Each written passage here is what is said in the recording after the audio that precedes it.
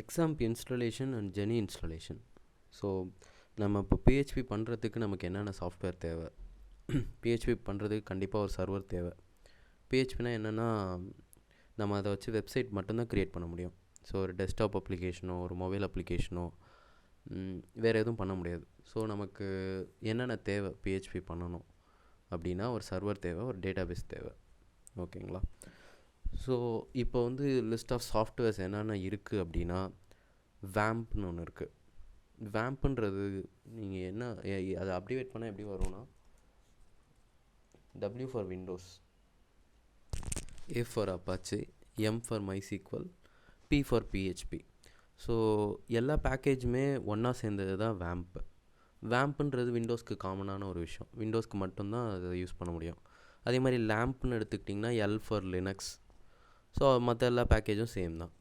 மேம்ப்னா அது மேக் ஓஎஸ்க்கு.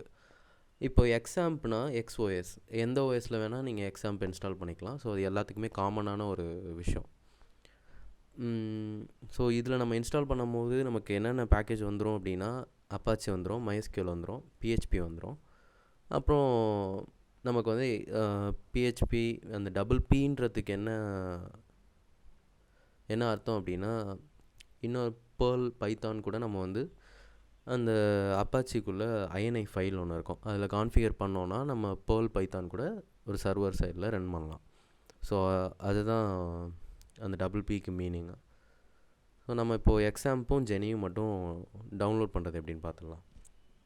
டேரெக்டாகவே நீங்கள் டவுன்லோட் பண்ணிக்கலாங்க, எல்லாமே ஓப்பன் சோர்ஸ் தான். ஸோ இந்த லிங்க் போனீங்கன்னா எக்ஸாம்ப் டவுன்லோட் பண்ணிக்கலாம். அப்பாச்சி friends.org அந்த வெப்சைட் போனீங்கன்னா நீங்கள் உங்கள் ஓஎஸ்க்கு தகுந்த மாதிரி நீங்கள் எக்ஸாம்ப் டவுன்லோட் பண்ணிக்கோங்க. ஸோ எல்லா ஓஎஸ்க்குமே இருக்குது.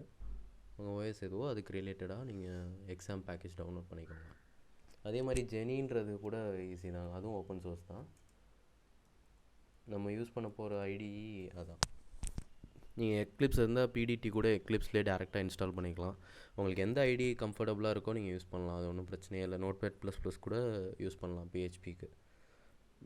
உங்களுக்கு எது ஈஸியாக இருக்கோ அதை யூஸ் பண்ணிக்கோங்க. நம்ம இந்த கோர்ஸை பொறுத்த வரைக்கும் நம்ம யூஸ் பண்ண போகிறது ஜெனி யூஸ் பண்ண போகிறோங்க. ஸோ இதுவும் டவுன்லோட் பண்ணிக்கோங்க. ஸோ ரெண்டும் டவுன்லோட் பண்ணி இப்போ இன்ஸ்டால் பண்ணிக்கோங்க. அப்புறம் வந்து நம்ம எப்படி யூஸ் பண்ணுறதுன்றதை பார்க்கலாம்.